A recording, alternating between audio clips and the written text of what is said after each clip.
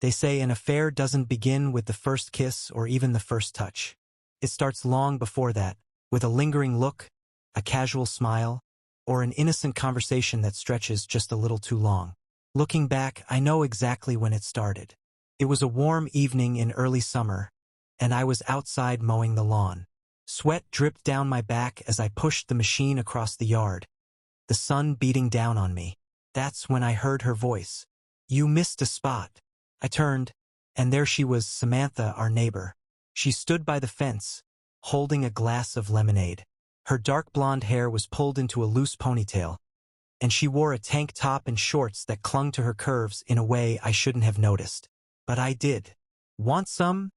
she asked, holding up the glass. I hesitated, then wiped the sweat from my forehead. "Sure." She passed it over, her fingers grazing mine. A small touch, nothing really, but my skin burned where we made contact. I drank, feeling the cold liquid slide down my throat, but the heat in my chest had nothing to do with the weather. That was the first moment, the first crack in the wall. My name is Ethan Parker, and if you had asked me 6 months ago, I would have told you I had a good life. Married for 10 years to my wife, Hannah. We had a house in the suburbs, 2 kids, steady jobs. From the outside, we were the perfect picture of a happy couple. But inside, things had changed. Hannah and I weren't unhappy exactly. We still loved each other, still went through the motions, date nights, family dinners, bedtime stories for the kids. But there was a distance between us, an invisible space that had grown wider over the years. Maybe it was work, maybe it was stress, or maybe we had just stopped trying. Hannah was a dedicated mother and a hardworking woman, but somewhere along the way, I stopped being her priority. At least that's how it felt. And that's when I started noticing Samantha. Samantha and her husband, David, had moved in next door 2 years ago.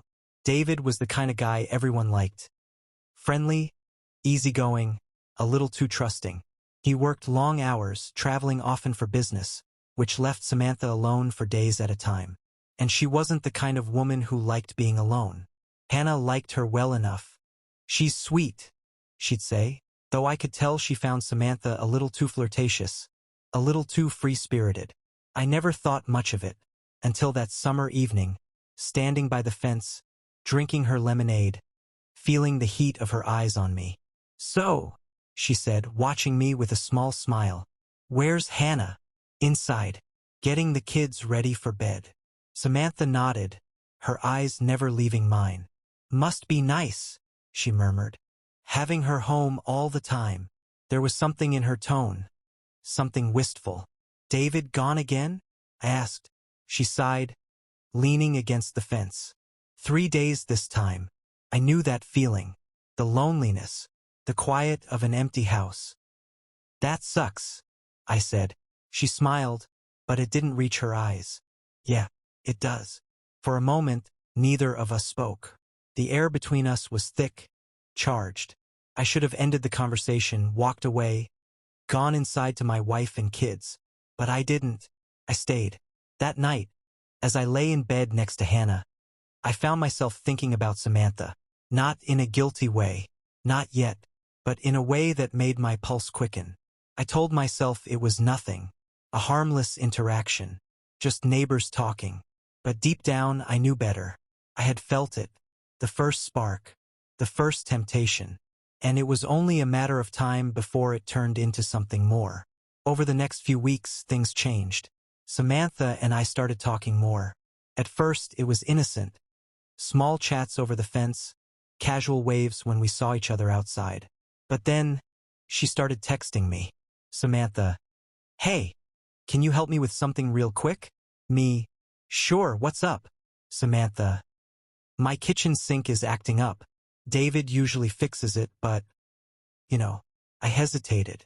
I should have told her to call a plumber. I should have told her I was busy. But I didn't. Instead, I texted back, "Me, be right over." And just like that, I stepped onto a path I couldn't turn back from. As I walked into her house that afternoon, I had this strange feeling in my chest. A warning, maybe. A voice in the back of my head whispering, "This is a bad idea." But I ignored it. Samantha stood by the sink, her hair falling in loose waves over her shoulder. She smiled when she saw me, a slow, knowing smile. "You're a lifesaver," she said, handing me a wrench. I swallowed hard. "No problem." As I bent down to check the pipes, she moved closer. Too close. I could feel her body heat, hear the soft rhythm of her breathing. My hands tightened around the wrench. "Ethan?" she murmured. I turned my head. She was right there. Too close. My heart pounded. This was it. The moment I could stop. The moment I could walk away. But I didn't. Her fingers brushed my arm. And just like that, the wall crumbled. If I had turned around and walked out of Samantha's house that day, everything would have been different. But I didn't. I stayed. And in that moment, everything changed. I was still kneeling by the sink when Samantha leaned over me. "You sure you know what you're doing?" she teased, her voice softer than it should have been. Her breath was warm against my neck. "I think so," I muttered, but my hands had started to tremble. Then I felt it, her fingers barely touching the back of my neck. It was such a small thing, but it sent a jolt through me. I froze. She didn't pull away. I could hear the soft rhythm of her breathing, feel the heat of her body just inches from mine. A dangerous closeness. I had two choices: stand up and leave, pretend nothing happened, or stay. And we both knew which one I was going to choose. 1,000 excuses ran through my mind. "It's harmless. It's just flirting. I haven't done anything wrong." I could hear my own heartbeat pounding in my ears as I stood up, turning to face her. Her lips were parted slightly, her eyes locked on mine. "Ethan," she whispered. She wasn't asking for permission. She already knew I wanted this as much as she did. Her fingers traced the edge of my shirt, barely touching the fabric, but it was enough. Enough to tell me she wanted me to make the next move. Enough to tell me this wasn't just a mistake. This was a choice, and I made it. I leaned in. It was just a kiss at first. Soft, cautious, testing the limits.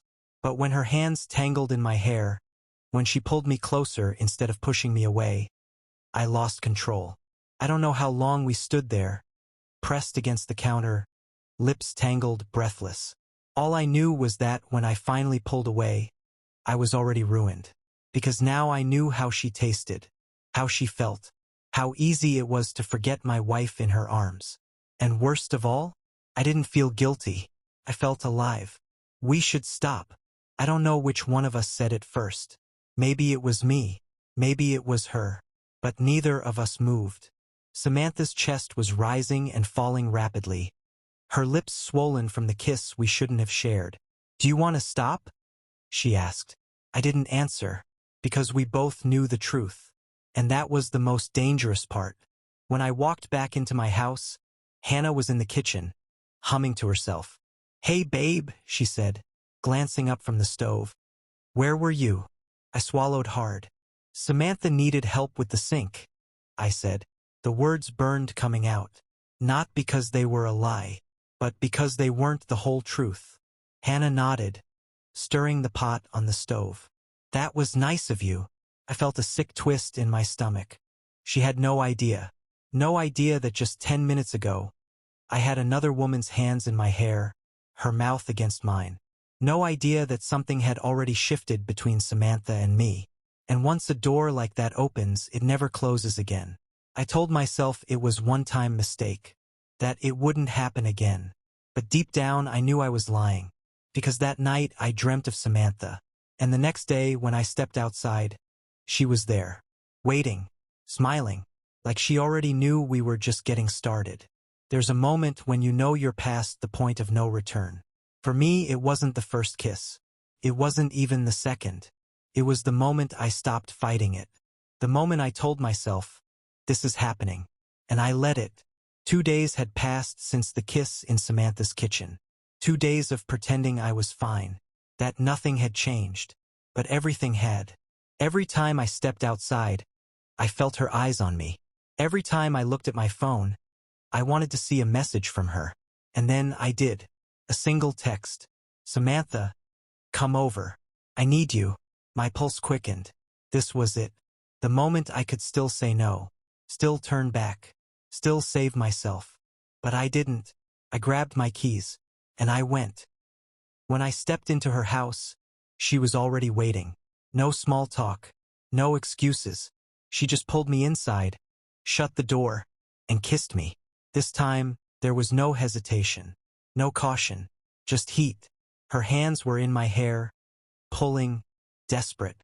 My fingers traced the bare skin beneath her sweater, the curve of her waist, the softness of her body pressing into mine. We stumbled toward the couch, knocking over a lamp. Neither of us cared, because this wasn't just a kiss anymore. This was a fire we couldn't put out. Somewhere in the haze of it all, I had a thought. Hannah, my wife, the woman I had promised forever to, the woman who was probably at home, trusting me, never once suspecting I was betraying her. For a split second, the guilt was suffocating. But then Samantha's lips trailed down my neck, and my mind went blank. Because desire always drowns guilt. And once you've already sinned, what's one more? After that night, everything spiraled. We didn't stop. We didn't even try. It became a game of stolen moments. Her hand brushing against mine when no one was looking. Her lips grazing my ear when she whispered something innocent, but meant something else. The way she'd send a single text, "Tonight," and I'd already know I'd say yes. Every night, I climbed into bed next to Hannah, telling myself, this is the last time. Every morning, I woke up knowing I was lying. I convinced myself that no one would ever find out, that I could control this, that I could keep both worlds separate. But deep down, I knew the truth. Affairs don't stay secret forever. And sooner or later, someone was going to get hurt. It happened on a Saturday afternoon. I was in the garage, texting Samantha, when Hannah walked in. "Who are you texting?" she asked casually. My stomach clenched. "Just Mike." I lied. "He needs help with his car later." She smiled. She believed me, and that should have been a relief. But instead, it terrified me. Because if lying to my wife was that easy, how much longer until she started to see the truth? There's a point in every affair where the thrill starts to fade, where the lies get harder to keep straight, where the guilt becomes louder than the desire, and then the secrets start slipping through the cracks. I should have known it was coming. I should have been more careful, but I was too deep in it to see the storm ahead. And when it hit, it destroyed everything. It started with little things. Hannah wasn't the type to pry. She trusted me, but trust is fragile, and mine was cracking under the weight of my own deception. I caught her looking at me differently, watching me, noticing when I left the house for errands that took too long, when I came home smelling like Samantha's perfume, when I rolled away from her in bed, too exhausted from being with another woman. And then she found my phone. I was in the shower when it happened. Left my phone on the nightstand, unlocked. One stupid mistake, and that's all it took. I stepped out, towel around my waist, and Hannah was sitting on the bed, holding my phone. Her face was pale. Her hands were shaking, and my heart stopped. "Who is Samantha?" she asked, her voice barely above a whisper. I felt the blood drain from my face. The room closed in around me. I opened my mouth, but no words came out, because I knew she had seen everything. "How long?" she demanded. I swallowed hard. "Hannah, how long?" "Brandon." I had two choices. Or tell her the truth. And for the first time in months, I couldn't lie to her. A few months. She closed her eyes, like hearing it out loud made it worse. Then she let out a shaky breath and whispered the one question that shattered me. "Did you love her?" I wanted to tell her no, that it was just a mistake, that it didn't mean anything. But standing there, staring at the woman I had betrayed, I realized something. I didn't even know if that was true. Tears welled in her eyes, but she refused to let them fall. She shook her head, stood up, and walked to the door. "I can't do this right now," she said. Then she left, and just like that, the life I had built was crumbling around me. For the next few days, Hannah barely spoke to me. She stayed in the guest room. She didn't ask questions, didn't demand explanations. She was silent, and somehow that was worse than yelling. because it meant she wasn't fighting for us anymore. She was deciding if we were even worth saving. Just when I thought things couldn't get worse, they did. Because I wasn't the only one keeping secrets. And soon I was about to learn. Hannah had a confession of her own. I thought I was the only one who had sinned. The only one who had lied. The only one who had betrayed the vows we made. But the truth has a way of evening the score. And the night Hannah finally spoke, I realized I wasn't the only one who had been unfaithful. It had been a week since she found out about Samantha. A week of silence. A week of avoiding each other in our own home. Then, one night, she walked into the living room and sat across from me. "We need to talk." I braced myself for another fight. Another round of accusations. But her voice wasn't angry. It was calm. Too calm. Like she had already made a decision I wasn't going to like. And then she said the words that knocked the breath out of me. "I'm not innocent either, Brandon." For a moment, I thought I had misheard her. "What?" She looked me straight in the eye. "I've been seeing someone too." My stomach dropped. "Who?" She hesitated. And that hesitation told me everything. Because when she finally spoke his name, I felt the world tilt beneath me. Jordan. Our neighbor. Our friend. The same man who had offered to help me fix the lawnmower. The man I had invited into our home. And now he had slept with my wife. I shot to my feet. "You're joking." She shook her head. "I wish I was." Rage. Shock. Disbelief. It all crashed into me at once.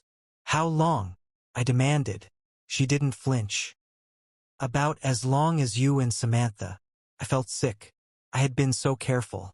So convinced that I was the only one hiding something. All while she was doing the exact same thing. "Why, Hannah?" I asked, my voice shaking. She let out a bitter laugh. "Why did you, Brandon?" I had no answer. Because I knew the truth. We had both strayed for the same reasons.